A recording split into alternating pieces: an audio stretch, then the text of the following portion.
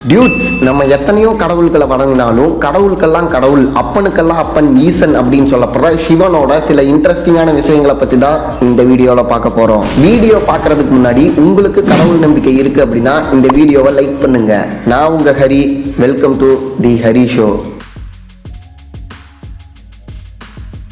சிவபெருமான் இன்னும் இந்த உலகத்துல வாழ்ந்துட்டு இருக்காரு அப்படின்னு சொன்னா உங்களால நம்ப முடியுமா?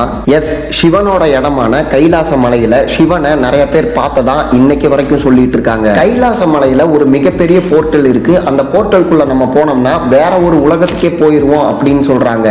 கைலாச மலையோட உச்சிக்கு இது வரைக்கும் யாருமே போனது கிடையாது. அதுக்கு என்ன காரணம்னு பார்த்தீங்கன்னா, அங்க இருக்க டைமும் இங்க இருக்க டைமும் வேற வேறையா இருக்கு. சப்போஸ் நீங்க அந்த உச்சிக்கு போகணும் அப்படின்னு சொல்லிட்டு ட்ரை பண்ணீங்க அப்படின்னா நீங்க கீழே இருந்து அந்த உச்சிக்கு போறதுக்குள்ள எங்க இருக்க நீங்க வயசாயிருவீங்க. கைலாச மலையில நைட் டைம் அப்போ சில தடவை சிவனோட உடுக்க சத்தம் கேட்கறதாவும் சிவன் டான்ஸ் ஆடுற சிவ தாண்டவத்தோட மியூசிக் கேட்கறதாவும் அந்த ஊர் மக்கள் இன்னைக்கு வரைக்கும் சொல்லிட்டு இருக்காங்க. சிவனோட மகன்கள் யாரு அப்படின்னு உங்ககிட்ட கேட்டா நீங்க என்ன சொல்லுவீங்க? விநாயகர், முருகர், ஐயப்பன் அப்படின்னு சொல்லுவீங்க. ஆனா குட்டி சாத்தானும் சிவனோட மகன் தான் அப்படின்னு சொன்னா உங்களால நம்ப முடியுமா? ப்ரோ, என்ன ப்ரோ சொல்றீங்க? குட்டி சாத்தான் சாத்தானோட குட்டி தானே, சிவனோட மகன் எப்படி குட்டி சாத்தானமா? குட்டி சாத்தான் ஒரு வகையான பேய் தானே அப்படின்றது உங்களுக்கு மட்டும் கிடையாது, இங்க முக்காவாசி பேர் அப்படிதான் நினைச்சிட்டு இருக்காங்க.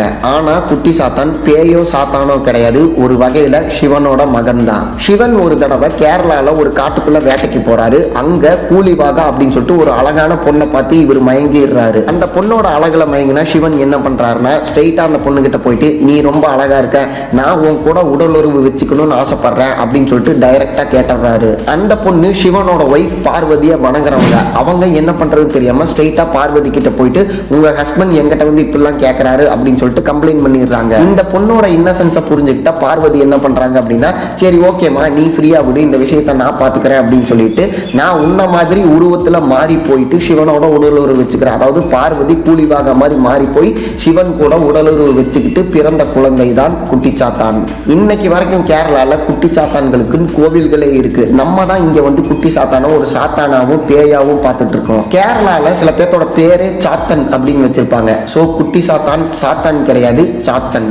இந்த உலகத்துல எத்தனையோ இடங்கள் இருக்கிறப்ப சிவன் ஏன் சுடுகாட்டுக்கு காவல் இருக்காரு அப்படின்றது உங்களுக்கு தெரியுமா? இந்த டவுட் நமக்கு மட்டும் கிடையாது, பார்வதிக்குமே இருந்திருக்கு. பார்வதி டைரக்டா சிவன் கிட்ட போயிட்டு, ஏங்க உலகத்துல எத்தனையோ இடம் இருக்கிறப்ப நீங்க எதுக்கு இங்க சுடுகாட்ட காவல் காத்துட்டு இருக்கீங்க அப்படின்னு கேட்டிருக்காங்க. அதுக்கு சிவன் என்ன சொல்லியிருக்காருன்னா, எப்பேற்பட்ட மனிதனா இருந்தாலும் கடைசியில இறந்து போனதுக்கு அப்புறம் சுடுகாட்டுக்கு தான் வரணும். அவன் வாழ்ந்துட்டு இருந்த நாட்கள்ல கடவுள் கிட்ட அன்பாவே இருந்ததுல, எனக்கு இது வேணும் அது வேணும் அப்படின்னு சொல்லிட்டு தான் கேட்டுட்டு இருந்திருப்பான். இறந்து போனவங்களோட சொந்தக்காரங்க கொஞ்ச நாளுக்கு ஃபீல் பண்ணிட்டு அந்த இறந்து போனவங்களோட சொத்தை தேடி போயிருவாங்க. அந்த டைம்ல இந்த இறந்து போனவங்களோட ஆத்மா என்ன நினைக்குன்னா, நம்ம வாழ்க்கை ஃபுல்லா பணம் சொல்லிட்டு பணத்தை தேடியே ஓடி இருக்கமே, மோட்சம் அடைகிற மாதிரி எந்த விஷயத்தையும் பண்ணவே இல்லை அப்படின்னு நினைச்சு ரொம்ப ஃபீல் பண்ணும். அந்த டைம்ல அந்த ஆத்மாக்கு ஒரு தகப்பனா இருந்து அந்த ஆத்மாவை கண் கலங்காம பாத்துக்கிறது என் வேலை அப்படின்னு சொல்லிட்டு சிவனே சொல்லியிருக்காரு. ப்ரோ, எத்தனையோ கடவுள்கள் இருக்கப்ப கடவுளுக்கெல்லாம் கடவுள் சிவன் தான், சிவனுக்கு அப்புறம் தான் எல்லாருமே அப்படின்னு ஏன் சொல்றாங்க அப்படின்னு கேட்டீங்கன்னா, சிவன் சுயம்புமா தோன்றியதுனால சிவனுக்கு சுயம்புலிங்கம் அப்படின்னு இன்னொரு பேரு இருக்கு. ஒரு தடவை விஷ்ணுக்கும் பிரம்மாக்கும் மிகப்பெரிய சண்டை நடந்துட்டு இருக்காது. என்னன்னா, இந்த உலகத்துல நீ பெரியவனா நான் பெரியவனா அப்படின்னு சொல்லிட்டு பெரிய சண்டை நடந்துட்டு இருக்கு. அந்த சண்டை நடந்துட்டு இருக்கப்ப வானத்தில் இருந்து ஒரு சிவலிங்கம் கீழே இறங்கி வருது. இவங்க ரெண்டு பேத்துக்குமே கன்ஃபியூஷன், என்னடா இந்த உலகத்துல நீ பெரியவனா நான் பெரியவனா அப்படின்னு சொல்லிட்டு இங்க ஒரு சண்டை போயிட்டு இருக்கு, சம்பந்தமே இல்லாம ஒரு லிங்கம் வருது அப்படின்னு சொல்லிட்டு அவங்க கன்ஃபியூஸ் ஆகுறாங்க. சரி ஓகே, இந்த லிங்கத்தை பத்தி நம்ம ரெண்டு பேருமே தெரிஞ்சுக்கணும் அப்படின்னு சொல்லிட்டு பிரம்மா என்ன பண்றாருன்னா, வாத்தா மாதிரி இந்த உலகத்துக்கு மேல போய் அந்த லிங்கத்தை பத்தி தெரிஞ்சுக்க போறாரு. விஷ்ணு என்ன பண்றாருன்னா, உலகத்துக்கு கீழே போயிட்டு இந்த லிங்கத்தை பத்தி தெரிஞ்சுக்கிறதுக்கு போறாரு. கடைசியில என்ன ஆச்சுன்னா, அவங்க ரெண்டு பேருமே அங்க சுத்தி இங்க சுத்தி எங்கிருந்து கிளம்புனாங்களோ அந்த இடத்துக்கே திரும்ப வந்து நின்று இருக்காங்க. அப்பதான் அவங்க ரெண்டு பேருமே ஒரு விஷயத்தை புரிஞ்சிருக்காங்க.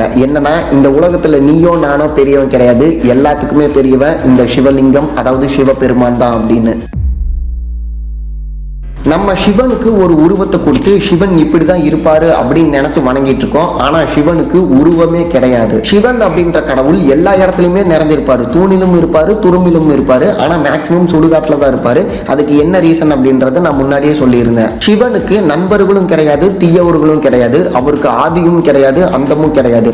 ஆனா யாராவது தனக்கு பிரச்சனை அப்படின்னு சொல்லிட்டு கண்ணை மூடி சிவனை மனமுருகி வேண்டுனாங்க அப்படின்னா சிவன் அவங்களோட பிரச்சனையை தீர்த்து வைக்கிறதுக்காக ஓடோடி வந்து அவங்களோட கண்களை தொடச்சு அவங்களுக்கு இருக்க பிரச்சனையை தீர்த்து சந்தோஷத்தை கொடுப்பாரு அப்படின்னு சொல்றாங்க. சிவம் அப்படின்றது எல்லா இடத்துல மட்டும் கிடையாது, உங்களுக்குள்ளேயும் இருக்கு. ஒருத்தர் கஷ்டத்தில் இருக்கிறப்ப அவங்களோட கஷ்டத்தை நீங்க தீர்த்து வச்சீங்கன்னா அந்த இடத்துல நீங்க சிவத்தை உணர்வீங்க.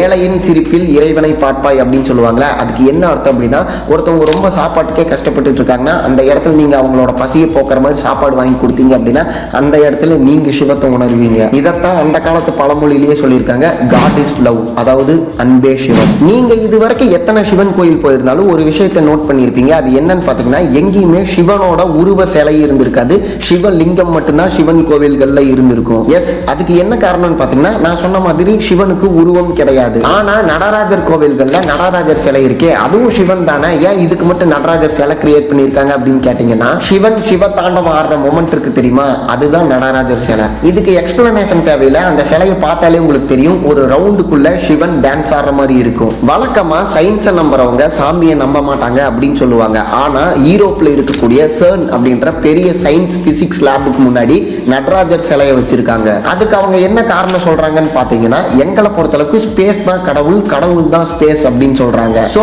அவங்களை பொறுத்தளவுக்கு இந்த உலகத்தையும் தாண்டி இருக்கக்கூடிய ஸ்பேஸ் தான் எங்களுக்கு கடவுள். அந்த ஸ்பேஸ்ல சிவன் நிறைஞ்சிருப்பாரு. சிவன் மட்டும் கிடையாது, கடவுள் அப்படின்னு சொன்னாலே அது ஸ்பேஸ் தான் அப்படின்றது அவங்களோட நம்பிக்கை. ஃபைனலா நான் ஒரு டிஸ்க்ளைமர் சொல்லிக்கிறேன் ப்ரோ, நீங்க இந்த சேனல்ல செகண்டா போட்ட வீடியோல கடவுள்ன்றவங்களே ஒருத்தவங்க இல்ல, எல்லாமே சயின்ஸ் தான், உங்களுக்கு சயின்ஸ் என்னன்னு தெரிஞ்சிருச்சுன்னா நீங்க சாமியை நம்ப வேணாம், எல்லாமே நம்பிக்கையும் மூட நம்பிக்கையும் தான், ஆனா கடவுள்ன்றது ஒருத்தர் இல்ல அப்படின்ற மாதிரி நீங்க சொல்லியிருந்தீங்க. இப்ப என்ன ப்ரோ சிவனை பத்தி இவ்வளவு விஷயங்கள் சொல்லி வீடியோ போடுறீங்க அப்படின்னு கேட்டீங்கன்னா, இந்த வீடியோல நான் சொன்ன விஷயங்கள்லாம் நான் கண்டுபிடிச்சது கிடையாது, ஆல்ரெடி நிறைய பேர் கண்டுபிடிக்கப்பட்டு நான் கேள்விப்பட்ட விஷயத்தை தான் இந்த வீடியோல சொல்லியிருக்கேன். ஸோ நான் எப்பவுமே என்ன சொல்லுவேன்னா, கடவுள் அப்படின்றது வந்து ஒரு நம்பிக்கை, அதை நீங்க தாராளமா நம்புங்க. பட் வந்து அது மூட நம்பிக்கையா மாறும்போது தான் கொஞ்சம் தெளிவா இருக்கணும் அப்படின்றத நான் எப்பவுமே சொல்ற விஷயம்.